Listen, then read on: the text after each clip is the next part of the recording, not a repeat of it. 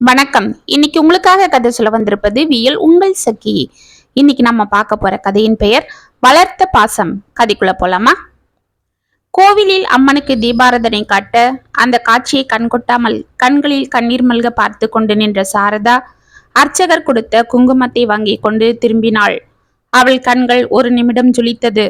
முகத்தில் ஆச்சரியம் தாழாமல், கனகா, நீயா என்று தன் அருகில் நின்று கொண்டிருந்த கனகாவை வாரி அணைத்தாள். சித்தி, சித்தி, எப்படி இருக்கீங்க? தலையை ஆட்டிக்கொண்டு அவளது நெற்றியில் முத்தம் கொடுத்த சாரதா சுற்றி பார்த்தாள். இதை கவனித்த கனகா, அவர் வரல சித்தி, நான் தான் உங்களை பார்க்க வந்தேன். என்னது, என்ன பார்க்க வந்தியா? ஆமா சித்தி, இன்னைக்கு வெள்ளிக்கிழமை, எப்படியோ நீங்க கோவிலுக்கு வருவீங்கன்னு எனக்கு நல்லா தெரியும். அதுதான். கடகடவென கண்களை துடைத்து கொண்ட சாரதா, சரி சரி, யாராவது பார்த்துட்டு போறாங்க, நீ கிளம்பு. ஆமா, நீ எப்படி இருக்கிற? அவர் உன்னை நல்லா பார்த்துக்கிறாரா என்று அவளை மேலும் கீழும் பார்த்து கொண்டே பரபரப்பாக கேட்டாள். நீங்களே பாருங்க, எனக்கு எந்த குறையும் இல்லை, நான் நல்லா இருக்கேன் என்று கனகா விம்மிக் கொண்டே கூற, அவளது உடை, உடலில் மின்னும் நகை அனைத்தையும் பார்த்து பூரித்த சாரதா, நீ நல்லா இருந்தா சந்தோஷந்தான் என்று கண்களை துடைத்து கொண்டாள். சித்தி, சித்தப்பா எப்படி இருக்காரு? விரக்தியான புன்னகை ஒன்றை சிந்திய சாரதா, நான் என்னத்த சொல்றது, அவர் உடம்பு முன்ன விட ரொம்ப மோசமா இருக்கு. அதை விட அவர் மனசு ரொம்ப பலகீனமாயிடுச்சு. அவருக்கு உடனே ஆப்ரேஷன் பண்ணியாகணும்னு சொல்றாங்க. ஆனா அவரு தான் பிடிவாதமா வேண்டான்னு சொல்றாரு. ஏன் சித்தி? என்னம்மா, ஒன்னும் தெரியாதது போல கேக்குற? நீ என்னைக்கு வீட்டை விட்டு போனியோ அன்னைக்கே மனுஷன் பாதி சொர்ந்துட்டாரு. அப்புறம் ருத்ரனால தான் ஏதோ கொஞ்சம் தெம்பா இருந்தாரு. இப்ப அவனுக்கு ஆக்சிடென்ட் ஆகிடுச்சுன்னு கேள்விப்பட்டதும் ரொம்ப நொந்துட்டார். நாங்க வரோம்னு சொன்னா கூட அந்த பையன் வேண்டான்னு சொல்லிக்கிட்டு இருக்கான். உடம்பு கொஞ்சம் பரவாயில்ல, நல்லா தேறினதுக்கு அப்புறம் நானே வரேன், நீங்க வர வேண்டாம் சித்தப்பா, உடம்ப பார்த்துக்கோங்கன்னு சொல்லிடுறான். எப்படி இருந்த வீடு இப்ப எப்படியோ ஆயிடுச்சு. இந்த 2 வருஷத்துல என்னென்னவோ நடந்து போச்சு. சரி, அது போகட்டும். அவர் எப்படி இருக்காரு? உன்கிட்ட நல்லா பாசமா இருக்காரா? நல்லா இருக்காரு சித்தி. அவரு சித்தப்பாவை உங்களை பார்க்கவே ரொம்ப சங்கடப்படுறாரு. உங்க காலில் விழுந்து மன்னிப்பு கேட்கணும்னு துடிச்சுக்கிட்டு இருக்காரு. அதெல்லாம் எதுக்குமா, ஏதோ விதி இப்படிதான் உங்க வாழ்க்கையில நடக்கணும்னு இருந்தது போல இருக்கு. அது நடந்துடுச்சு. இதெல்லாம் ஆண்டவனோட செயல், நாம யாரையும் எதையும் சொல்ல முடியாது. சித்தி, அவர் உங்ககிட்ட இதை கொடுக்க சொன்னாரு என்று கையில் இருந்த ஒரு சிறிய பெட்டி அவளிடம் நீட்டினாள். என்னம்மா இது என்று சாரதா கனகாவை உற்று பார்க்க, சித்தி, சித்தப்பா ஆபரேஷனுக்கு பணம். கனகா, என்னம்மா, என்ன வேலை பண்ற நீ? இது உங்க சித்தப்பாக்கு தெரிஞ்ச அவ்வளவுதான். சித்தி, பிளீஸ் சித்தி, அம்மா அப்பா இல்லாத என்னையும் அண்ணனையும் வளர்க்க சித்தப்பா எவ்வளவு பாடுபட்டிருப்பாரு. நாங்க அனாதையா நின்னப்ப சித்தப்பாவும் நீங்களும் தானே எங்களை ஆதரவோட எடுத்து வளர்த்தீங்க. அந்த நன்றிக்காவது இதை நீங்க சித்தப்பா கிட்ட கொடுத்துதான் ஆகணும். கனகா, என்ன விளையாடுறியா? நான் உன்கிட்ட நின்று இவ்வளவு நேரம் பேசுறேன்னு உங்க சித்தப்பாக்கு தெரிஞ்சாலே அவர் என்ன கொன்னே போட்டுருவாரு. இந்த அழகுல நான் இதை கொண்டு போய் நீ கொடுத்ததா சொல்லி கொடுத்தேன், அவ்வளவுதான். உங்க சித்திய நீ பாக்குறது இதுதான் கடைசி தடவையா இருக்கும். என்னால முடியாது என்று பயத்துடன் கூறினாள் சாரதா. சித்தி, சித்தப்பா எதுவும் சொல்ல மாட்டாரு.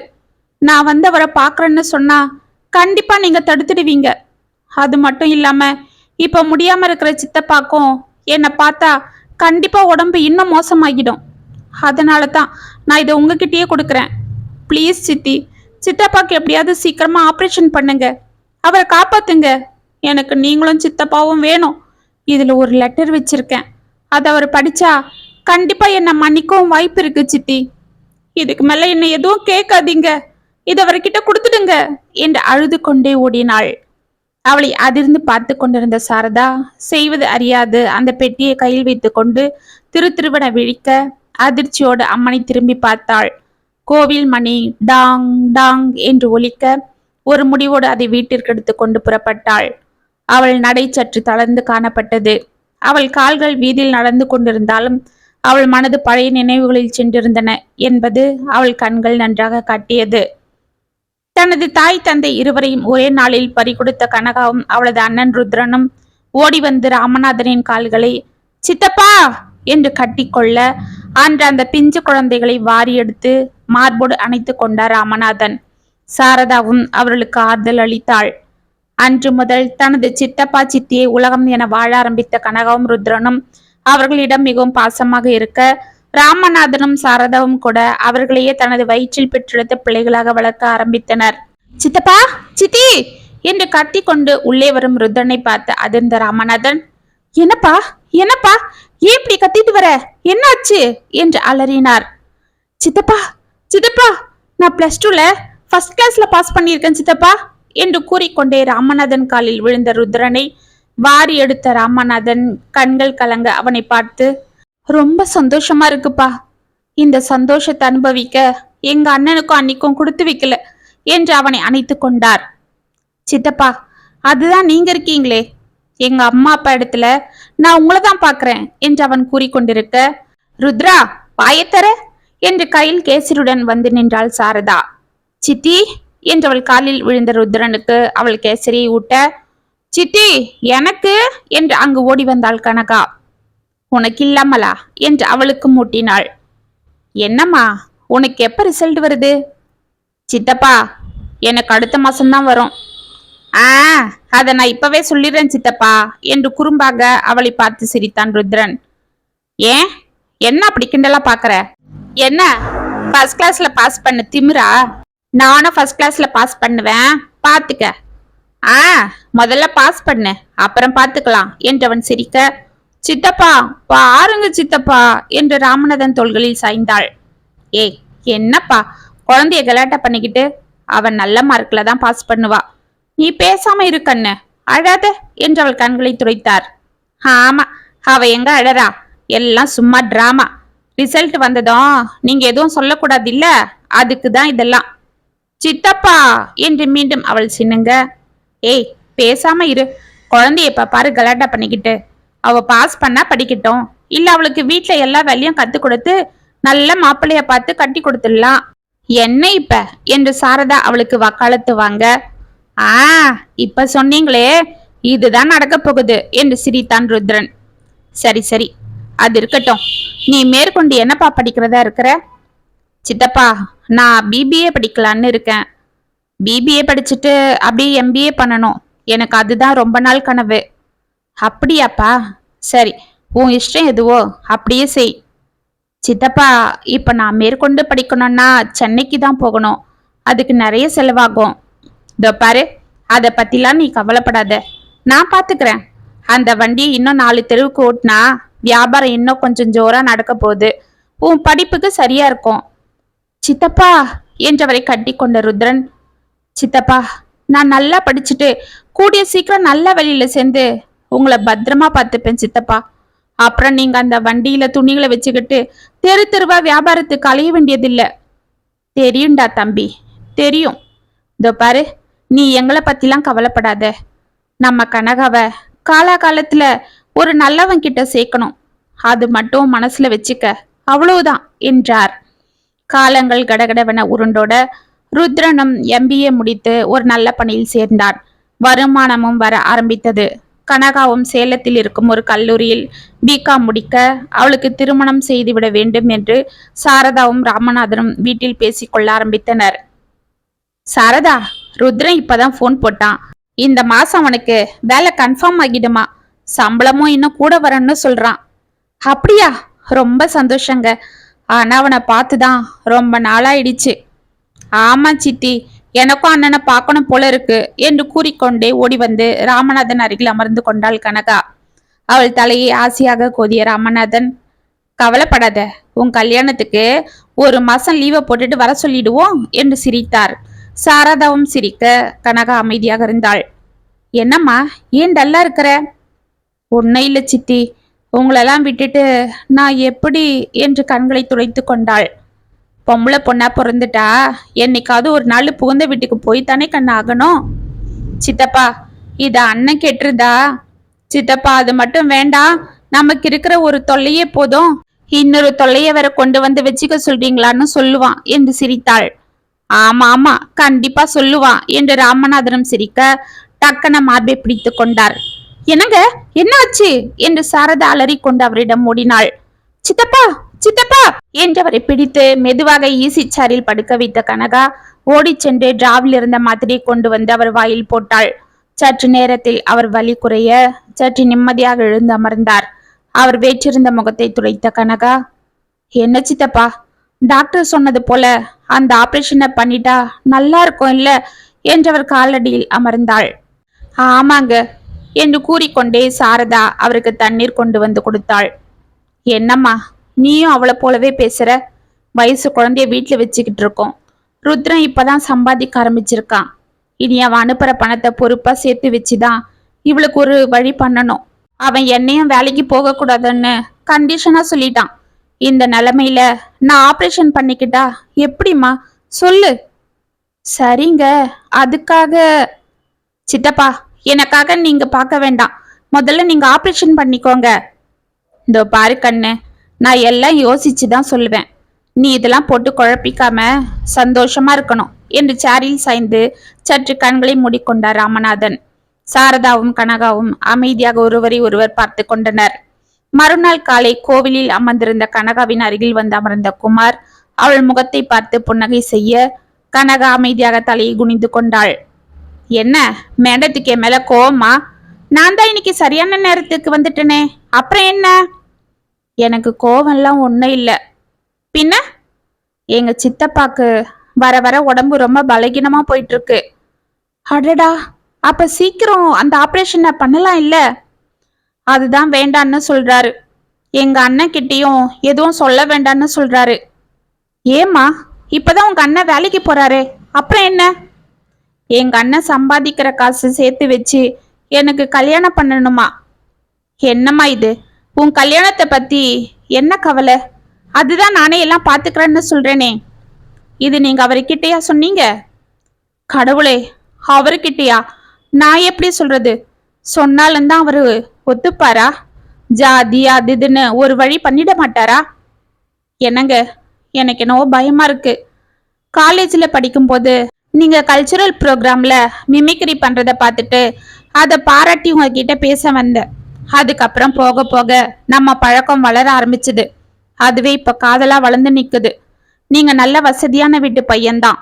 உங்க அம்மாக்கு என்ன பிடிச்சிருந்தாலும் எங்க சித்தப்பாக்கு உங்களை பிடிக்கணுமே. அப்படியே அவருக்கு என்ன பிடிச்சாலும் என் ஜாதியை பிடிக்கணுமே. அதுதானே இங்க இடிக்குது. அதுக்காக தான் எங்க அம்மாவும் உன்னை பொண்ணு கேட்க தங்கிக்கிட்டு இருக்காங்க. அவருக்கு பிடிச்சாலும் ஊர்ல இருக்கிறவங்க அவர் மனசு கெடுத்துடுவாங்க. அவரும் ஊர்ல இருக்கிறவங்க பேச்சு கேட்டுதான் எல்லாம் செய்வாரு. ஆமா ஆமா, உங்க சித்தப்பா அந்த துணி வியாபாரம் பண்ணும்போது எங்க வீதி பக்கம் கூட வரமாட்டாரே என்று லேசாக சிரித்தான். சரிங்க, இப்ப நம்ம என்ன செய்யறது? வேணும்னா ஒண்ணு செய்யலாம். எங்க அண்ணன் கிட்ட சொல்லி அவர்கிட்ட பேச சொல்லுவோம். இல்லனா எங்க சித்தப்பா எனக்கு சீக்கிரமா வேற எங்கேயாவது கல்யாணத்துக்கு ஏற்பாடு பண்ணிடுவாரு. அப்படி ஏதாவது நடந்தா நான் உயிரோடவே இருக்க மாட்டேன். ஏய் கனகா, அப்படிலாம் ஏன் பேசுற? நான் இருக்கேன் உனக்கு. உன்னை நான் விட மாட்டேன். நீ எதுக்கும் கவலைப்படாத என்றவள் கைகளை பற்றினான். 1 மாதம் சென்றது. ராமநாதனின் தூரத்து உறவில் ஒரு வரன் அமைய அன்றவர்கள் கனகாவை பெண் பார்க்க வந்து இறங்கினர். பெண் பார்க்கும் படலம் நடந்தேறி அனைவரும் சாப்பிட்டு முடித்து திருமணத்திற்கு நாளும் குறித்து விட்டு செல்ல ராமநாதனும் சாரதாவும் அந்த செய்தியை சந்தோஷமாக போனில் ருத்ரனிடம் கூறிக்கொண்டிருந்தனர். தனக்கு லீவு இல்லாததால் அடுத்த மாசம் கட்டாயமாக வருகிறேன் என்று ருத்ரனும் உற்சாகத்தோடு அவர்களிடம் கூறிக்கொண்டிருக்க கனகாவிற்கு மனது பதறிக்கொண்டிருந்தது. மறுநாள் காலை வழக்கம் போல் சாரதா காலை 5 மணிக்கு வாசல் தெளிக்க வெளியே வர வாசற் கதவு திறந்திருப்பதை பார்த்து பதறி போனாள். அவள் அலறல் சத்தம் கேட்டு ராமநாதன் வெளியே ஓடி வர கனகாவின் கடிதம் அவர்கள் கண்களில் பட்டது. அதில் தான் குமாரை காதலிப்பதாகவும் இவர்கள் பார்த்த வரனை விட அவன் வசதி உடையவன் என்றும் அதனால் இனி அவனுடன் தான் இனி என் வாழ்க்கை என்றும் தன்னை பற்றி கவலைப்பட வேண்டாம் என்றும் எழுதியிருக்க அதை பார்த்து மயங்கி சாய்ந்தார் ராமநாதன். சற்று நேரத்தில் கண்களை திறந்த ராமநாதன் எதிரில் சாரதா அழுது கொண்டே பதட்டத்துடன் அவரை பார்த்து கொண்டு நின்றிருப்பதை பார்த்து, சாரதா பாத்தியா? அந்த பொண்ணு செஞ்சத பாத்தியா? அவளை நான் எப்படிலாம் வளர்த்தேன். சித்தப்பான்னு அவ நம்ம கால ஓடி வந்து கட்டிக்கிட்ட அந்த நிமிஷத்துல இருந்து நாம அவளை நம்ம வயித்துல பிறந்த குழந்தையத்தானே பார்த்தோம். நீ அவளை பெத்த தாயை போல பார்த்து பார்த்து வளர்த்தியே. ஆனா அதுக்கெல்லாம் நன்றியா அவ செஞ்சத பாத்தியா என்று கட்டிலில் சாய்ந்தார். என்னங்க என்னங்க, சங்கடப்படாதீங்க, உங்களுக்கு உடம்புக்கு ஆகாது. டாக்டர் உங்களை டென்ஷன் ஆக கூடாதுன்னு சொல்லியிருக்காரு. என்னது, நான் டென்ஷன் ஆக கூடாதா? எப்படி சரதா? என் வீட்டு பொண்ணு அந்த குமார் பையனோட வீட்டை விட்டு ஓடி போயிட்டான்னு 4 பேருக்கு தெரிஞ்சா என் மானமே போக போகுதே. அப்புறம் எப்படி நான் வெளியில தலைய காட்டுவேன்? அவ அவ என்ன எழுதியிருக்கா பாத்தியா? நாம பார்த்த சம்பந்தத்தை விட அவன் பணம் காசு கொண்டவனா, அதனால அவன் கூட போயிட்டாளாம். அப்ப பாசத்தை விட பணம் காசு தான் முக்கியமா போயிடுச்சா சாரதா? சொல்லு சாரதா, சொல்லு என்று அவர் அழுது கொண்டிருக்க அவரது செல்போன் ஒலித்தது. அதை எடுத்த சாரதா, என்னங்க, நாம ருத்ரன் தாங்க என்று அதை ஆன் செய்து பேசினாள். சற்று நேரத்தில், என்னப்பா சொல்ற என்று அவள் அலற, என்ன என்ன ஆச்சு என்று பதறினார் ராமநாதன். என்னங்க, நம்ம ருத்ரனுக்கு காலையில ஆக்சிடென்ட் ஆயிடுச்சான். கடவுளே, இது என்ன கொடுமை என்று அவளிடம் போனை வாங்கிய ராமநாதன், கண்ணு ருத்ரா, என்னப்பா உனக்கு என்ன ஆச்சு என்று பதறினார். சித்தப்பா சித்தப்பா இருங்க, எனக்கு ஒன்னும் இல்ல, காலில் தான் சின்னதா பிராக்சர். டாக்டர் என்ன கொஞ்ச நாளைக்கு நடக்க கூடாதுன்னு சொல்லியிருக்காங்க. அப்படியா? இருப்பா, நாங்க உடனே கிளம்பி வந்துடுறோம், அட்ரஸ் அனுப்பு. இல்ல சித்தப்பா, இங்க நான் என் ஃப்ரெண்ட்ஸுங்க கூட தங்கியிருக்கேன். நீங்க வந்தா இங்க தங்குறது கஷ்டம்.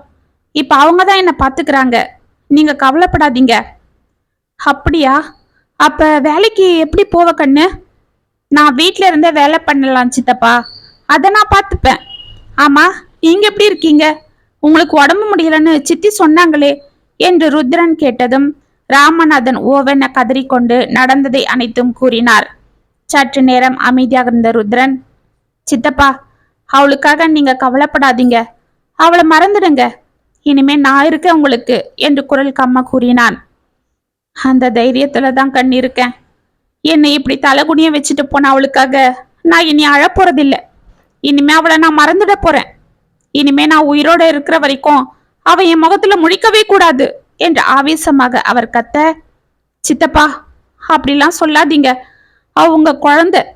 நீங்களா அவளை வெறுத்தாலும் உங்களால அது முடியாது.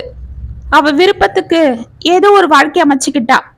அந்த குமாரம் நல்ல பையன் தானே நான் கேள்விப்பட்டிருக்கேன்.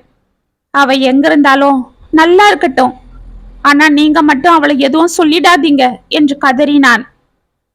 ருத்ரா, 1000 இருந்தாலும் அவ உன் தங்க இல்ல, நீ அப்படிதான் பேசுவ என்று ராமநாதன் கூற, அதை கேட்டு பதறிய ருத்ரன், சித்தப்பா சித்தப்பா, எனக்கு அவளை விட நீங்க தான் முக்கியம். அவளை நினைச்சு நீங்க வருத்தப்பட்டு உங்களுக்கு ஒன்னும் ஆகிடக்கூடாதுன்னு தான் நான் அப்படி சொன்னேன் என்று பதறிக்கொண்டு கூறினான். சரிப்பா, என்னை பத்தி நீ கவலைப்படாத, நீ உன் உடம்ப பார்த்துக்க என்று போனை வைத்தார். 6 மாதங்கள் சென்றது. கனகா செய்த துரோகத்தை நினைத்து நினைத்து ராமநாதன் நொந்து கொண்டிருக்க அவருக்கு எப்படி ஆறுதல் கூறுவது என்று ஒன்றும் புரியாமல் சாரதா தவித்துக் கொண்டிருந்தாள். ருத்ரன் அவர்களுக்கு மாதம் பணத்தை அனுப்பி கொண்டும் ஆறுதலாக அவ்வப்போது பேசிக் கொண்டும் இருக்க ஓரளவு அவர் நிம்மதி அடைந்தாலும் ஊரில் இருப்பவர்கள் அவரை அதில் இருந்து மீள விடுவதில்லை. கனகாவை அழைத்து கொண்டு குமார சேலத்திற்கு சென்றுவிட அவன் ராமநாதனை சந்தித்து மன்னிப்பு கேட்க முயற்சி செய்து அனைத்திலும் தோற்று கொண்டிருந்தான். கனகாவும் தினம் தினம் கலங்கிக் கொண்டிருந்தாள். அவள் பேரில் இருந்த கோபத்தில் ராமநாதனும் ஆபரேஷன் செய்து கொள்ளவும் பிடிவாதமாக மறுத்து கொண்டிருந்தார். இதனால் அவர் உடல் மிகவும் மோசமாக, ருத்ரனும் கால் குணமாகியும் அவரை வந்து பார்க்காமல் இருப்பது அவருக்கு வேதனையாக இருந்தது. கட்டிலில் பாதி ஜீவனோடு முனறிக்கொண்டே படுத்திருந்த ராமநாதன் கதவு திறக்கும் சத்தம் கேட்டு மெதுவாக கண்களை திறக்க சாரதாவை பார்த்ததும் அவர் முகம் சற்று நிம்மதியடைந்தது. என்னம்மா, கோவிலுக்கு போயிட்டு வர இவ்வளோ நேரம் ஆயிடுச்சு, கோவில்ல கூட்டமா என்று மூச்சு வாங்க கேட்டுக்கொண்டு மெதுவாக எழுந்தார். இல்லைங்க என்று அவரை மெதுவாக பிடித்து அமர வைத்த சாரதா கையில் இருந்த விபூதியை அவர் நெற்றியில் வைத்தாள். அப்பொழுது அவள் கையில் இருந்த சிறிய பெட்டியை பார்த்த ராமநாதன், என்னம்மா இது புதுசா இருக்கு என்று அதை உற்று பார்த்தார். இது இது வந்து என்னம்மா, ஏன் இப்படி தடுமாறுற? அப்படி அந்த பெட்டியில என்ன இருக்கு என்று அதை வாங்கி திறந்தார். 500 ரூபாய் நோட்டுகள் அதில் அடுக்கி இருக்க அதன் மீது ஒரு லெட்டர் இருந்தது. சாரதா, என்ன இது? யாரு கொடுத்தாங்க இந்த பணத்தை என்று அவளை பார்த்து அலறினார். அது வந்துங்க, இந்த பணம் நம்ம கனகா. என்னது, கனகாவா? அவ பேச்சை என்கிட்ட எடுக்க கூடாதுன்னு நான் உனக்கு எத்தனை வாட்டி சொல்லியிருக்கேன். இல்லைங்க, அவதான் இந்த பணத்தை உங்க ஆபரேஷனுக்காக. என்னது, அந்த ஓடுகாலி கொடுத்த பணமா இது? இதுல நான் ஆபரேஷன் பண்ணிக்கணுமா என்று அதை கட்டிலின் மீது தொப்பென வைத்துவிட்டு ஆக்ரோஷமாக அவளை முறைத்தார். என்னங்க, என்ன அப்படி பார்க்காதீங்க. அந்த பணத்தை நான் வாங்க மாட்டேன்னு தான் சொன்னேன். ஆனா அவதான், நீங்க இதை கொண்டு போய் நான் கொடுத்ததா சித்தப்பா கிட்ட கொடுங்க, எனக்கு அவரும் நீங்களும் வேணும்னு நான் சொல்லி கொடுத்ததா கொடுங்கன்னு அழுதுகிட்டே கொடுத்தா என்று கதறினாள். ஆமா, என்னை உயிரோட கொன்னுட்டு இப்ப இந்த பணத்தை கொடுத்து அதை சரி செய்ய பாக்குறாளா? யாருக்கு வேணும் இந்த பணம்? என் பாசம் பெருசு இல்ல, பெத்த தக்கப்பண்ணாட்டும் நான் காட்டின அன்பு முக்கியம் இல்ல, பணம் காசு வசதி தான் முக்கியம்னு போனா இல்ல. இப்ப எதுக்கு இந்த சித்தப்பா வேணுமா அவளுக்கு? இவளை போல நானும் பணம்னு சொன்னதும் எல்லாம் மறந்துட்டு பல்ல கட்டிக்கிட்டு போயிடுவேன்னு நினைச்சாளா? அது இந்த உடம்புல உயிர் இருக்கிற வரைக்கும் நடக்காது என்று அவர் அந்த பெட்டியை தள்ளிவிட அதில் இருந்த லெட்டர் கீழே விழுந்தது. அதில் அன்பு சித்தப்பாவிற்கு என்று அவள் எழுதியிருப்பது அவர் கண்ணில் பட ராமநாதனின் கண்களில் கண்ணீர் துளித்தது. அவர் பிரயத்தனப்பட்டு கண்களை வேறு பக்கம் திருப்பிக் கொண்டார். என்னங்க, அந்த பணம் வேணா நான் அவகிட்ட கொடுத்துட்றேன். ஆனா அவ அழுதுகிட்ட இதுல ஒரு லெட்டர் இருக்கு, இத படிச்சா சித்தப்பா மனசு கட்டாயம் மாறலாம், சித்தி அதை அவர்கிட்ட கொடுத்துடுங்கன்னு சொன்னாங்க. அப்படி என்னதான் அதுல இருக்குன்னு பாருங்க என்று கீழே இருந்த அந்த லெட்டரை எடுத்து அவரிடம் கொடுத்தாள் சாரதா. அதை மெதுவாக வாங்கி படிக்க ஆரம்பித்தார். அன்பு சித்தப்பா, சித்தி, என்னை மன்னிச்சிடுங்க. நான் செஞ்ச தப்ப மன்னிச்சு என்னை ஏத்துக்கோங்க. நான் உங்க காலில் விழறேன்னு நான் உங்களை கேட்கறதுக்காக இந்த லெட்டரை எழுதல. ஏன்னா நான் செஞ்சது மன்னிக்க முடியாத குற்றம் என்றது எனக்கு நல்லாவே தெரியும். நீங்க என்னை இந்த ஜென்மத்துல மன்னிக்க மாட்டீங்கன்னோ எனக்கு தெரியும். ஆனா என் மேல இருக்கிற கோவத்துல நீங்க ஆபரேஷன் கூட பண்ணிக்க மாட்டேன்னு பிடிவாதமா இருக்கிறது தான் என்னால தாங்க முடியல. அதுக்காக தான் நான் என் மனசுல இருக்கிறத எத்தனையோ நாள் கொட்டிடணும்னு உங்களை பார்க்க முயற்சி செஞ்சேன். ஆனா நீங்க என்னை பார்த்து இன்னும் அதிகமா கோவப்படுறதால உங்க உடம்பு ரொம்ப பலகீனமாகுது. அதுக்கு பயந்துகிட்டு தான் நான் அமைதியா இருந்தேன். ஆனா இதுக்கு மேல நான் சும்மா இருக்க முடியாது. எனக்கு நீங்க வேணும். அதனால நான் நடந்த உண்மைகளை சொல்லிடுறேன். சித்தப்பா, நான் குமார உயிருக்கு உயிரா காதலிச்சது உண்மைதான். அவரும் என் மேல உயிரா இருந்தாரு. இதை நாங்க உங்ககிட்ட சொல்ல தயங்கிக்கிட்டு இருந்த சமயத்துலதான் நீங்க எனக்கு வரன் பார்த்து கல்யாணத்துக்கு நாள் குறிச்சிங்க. அன்னைக்கு நீங்க ரொம்ப சந்தோஷமா ரொம்ப நிம்மதியா அண்ணன் கூட பேசிட்டு இருந்தீங்க. என் கல்யாணத்துக்கு அப்புறம் நான் ஆபரேஷன் பண்ணிக்க போறேன்னு கூட சொல்லிட்டு இருந்தீங்க. சரி, நீங்க இவ்வளோ சந்தோஷமா நிம்மதியா இருக்கிறத பார்த்து நானும் என் காதல தியாகம் செய்ய முடிவு பண்ணி இதை பத்தி குமார்கிட்டையும் சொல்லிடலான்னு இருந்தேன். ஆனா அன்னைக்கு ராத்திரி நீங்களும் சித்தியும் தூங்கினதும் உங்களுக்கு ஃபோன் வந்தது. பெல்லு ரொம்ப நேரமா அடிக்கிறத கேட்டுட்டு நான் போய் ஃபோனை எடுத்தேன். அப்பதான் அந்த அதிர்ச்சியான விஷயத்த நான் கேட்டேன் சித்தப்பா. ஆமா சித்தப்பா, அண்ணன் காலையில ரோடு ஆக்சிடென்ட்ல தலையில அடிபட்டு இறந்துட்டாருன்னு அவரை ஃப்ரெண்டு ஃபோன் பண்ணாரு. இதை கேட்டு எனக்கு இந்த உலகமே தலைகீழா சுத்துறது போல ஆயிடுச்சு. எப்படியோ சமாளிச்சுக்கிட்டு நான் ஒரு நிமிஷம் யோசிச்சு பார்த்தேன். இந்த அதிர்ச்சி உங்ககிட்ட சொன்னா நீங்க அதை எப்படி தாங்குவீங்க? அவனை நம்பி பையன் வீட்டுல நீங்க கொடுத்த வாக்கு என்ன ஆகும்? கல்யாணம் நின்னுட்டா அந்த வேதனை வேற உங்களை முழுசா கொன்னுடும். தினம் தினம் என்னை பார்த்து பார்த்து நீங்க நொந்து போவீங்க. இதெல்லாம் யோசிச்சுதான் நான் குமாருக்கு போனை போட்டு விஷயத்த சொன்னேன். அவருதான் உடனே கிளம்பி வந்து யாருக்கும் தெரியாம என்னை கூட்டிட்டு போயிட்டாரு. நாங்க சென்னைக்கு போய் அண்ணனுக்கு கடைசியா செய்ய வேண்டியதெல்லாம் செஞ்சுட்டு அங்கிருந்து அப்படியே சேலத்துல இருக்கிற அவங்க இன்னொரு பெரிய வீட்டுக்கு போயிட்டோம். அங்க அவங்க அம்மா எங்களுக்கு கல்யாணம் பண்ணி வச்சுட்டாங்க. எங்க வீட்டுக்காரு மிமிக்ரி நல்லா பண்ணுவாரு. அவருதான் அண்ணனை போல உங்ககிட்ட அடிக்கடி போன்ல பேசிட்டு இருந்தாரு. பணம் கூட உங்களுக்கு அண்ணன் அனுப்புறது போல அவருதான் அனுப்பிக்கிட்டு இருந்தாரு. சித்தப்பா, இந்த உண்மையை உங்ககிட்ட நான் எப்படி சொல்றதுன்னு புரியாம தினம் தினம் நான் தவிச்சிட்டு இருக்கிறேன். நைட்டு பகலும் தூங்காம உங்களை தான் நினைச்சு அழுதுட்டு இருக்கிறேன். தயவு செஞ்சு என்ன மன்னிச்சிடுங்க சித்தப்பா. எனக்கு நீங்களும் சித்தியமாவது வேணும் சித்தப்பா. பெத்த அம்மா அப்பா போல எங்களை நீங்க வளர்த்தீங்க. ஆனா இப்ப நீங்க என்ன வெறுக்கிறத என்னால தாங்க முடியல சித்தப்பா. ப்ளீஸ், இதுல இருக்கிற பணத்துல நீங்க ஆபரேஷன் பண்ணிக்கோங்க. அது போதும். நான் உங்க கண்ணுல கூட படமாட்டேன் சித்தப்பா என்று எழுதியிருக்க அதை படித்து முடித்ததும் ஓவனை கத்திவிட்டு மயங்கி சாய்ந்தார் ராமநாதன். 2 நாட்கள் கழித்து ராமநாதன் மெதுவாக கண்களை திறக்க கண்களை சுழட்டி சுற்றி பார்த்தார். ஹாஸ்பிட்டல் பெட்டில் தான் படுத்து கொண்டிருப்பதும், ஒரு கையில் ட்ரிப்ஸ் ஏறிக்கொண்டிருக்க, மூக்கில் ஆக்சிஜன் பொருத்தப்பட்டிருப்பதும், உடம்பெல்லாம் ஏதோ அசைக்க முடியாமல் மரக்கட்டையை போல் இருப்பதையும் உணர்ந்தார். அவர் அசைவதை பார்த்து அவரிடம் அழுது கொண்டே ஓடி வந்த சாரதா, என்னங்க என்னங்க என்று குரல் கொடுத்தாள். மேடம், அவர் இப்பதான் கண் விழிச்சிருக்காரு. ஆபரேஷன் ஆன உடம்பு இல்ல, ரொம்ப ஸ்ட்ரெயின் எடுக்க கூடாது, பார்த்துக்கோங்க என்று கூறிவிட்டு வெளியே சென்றாள் நர்ஸ். சாரதா அவரிடம் சென்று, என்னங்க இப்ப எப்படி இருக்கு என்று அவர் கைகளை பற்றி கொள்ள, சாரதா சாரதா, என் பொண்ணு எங்க, என் தங்கம் எங்க, என் கனகா எங்க என்று தடுமாறிக்கொண்டு பரபரப்பாக கேட்டார்.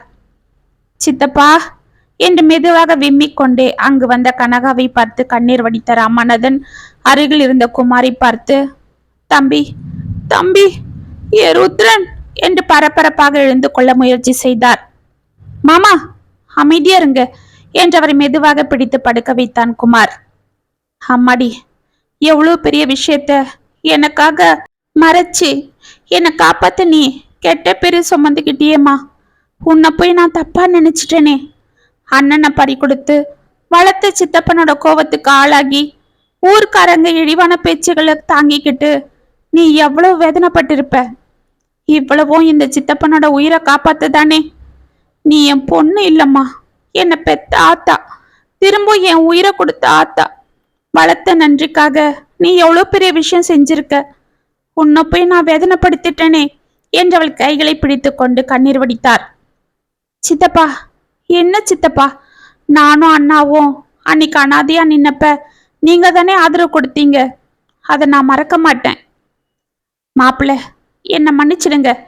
ஜாதி மதம்னு பார்த்து நான் உங்களை வெறுத்து ஒதுக்கினாலும் நீங்க எவ்வளோ பெரிய மனசோட என் பொண்ணுக்கு வாழ்க்கை கொடுத்து இன்னைக்கு என்னையும் காப்பாத்தி இருக்கீங்க.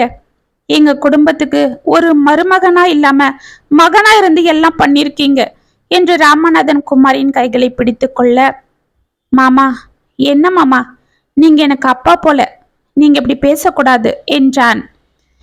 இந்த சந்தோஷமான நேரத்துல ருத்ரன் இருந்தா எப்படி இருக்கும் என்று சாரதா கண்களை துடைத்து கொள்ள, சித்தி அண்ணன் எங்கேயும் போயில்ல, நம்ம கூட தான் இருக்கு என்றாள் கனகா வெட்கத்தோடு. என்னம்மா சொல்ற என்று ராமநாதன் சாரதாவும் அவளை ஆச்சரியமாக பார்த்தனர். ஆமா சித்தி, அண்ணன் அடுத்த ஜென்மம் எடுத்து என் வயிற்றுல எனக்கு பிள்ளையா வளருது என்றாள். இதை கேட்டு சாரதா அவளை வாரி அணைத்து உச்சி முகர, அந்த குழந்தை நீண்ட ஆயுளோட நல்லா இருக்கணும். என் கண்ணுங்களா, நீங்களும் நல்லா இருக்கணும். இப்பதான் என் மனசு நிறைஞ்சிருக்கு என்று வாழ்த்தினார் ராமநாதன். இதை கேட்டு கனகாவும் குமாரும் மகிழ்ந்தனர். இத்துடன் வளர்த்த பாசம் கதை முற்றும். உங்களுக்கு எழுதின இந்த கதை உங்களுக்கு பிடிச்சிருந்தா கமெண்ட்ஸ்ல சொல்லுங்க, லைக் பண்ணுங்க, ஷேர் பண்ணுங்க, மறக்காம சப்ஸ்கிரைப் பண்ணிக்கோங்க. மீண்டும் நாளைக்கு வேற ஒரு சுவாரஸ்யமான கதையோட உங்களை சந்திக்கிறேன். அது வரைக்கும் இனிப்பிலே இருங்க. இப்படிக்கு வியல் உங்கள் சகி.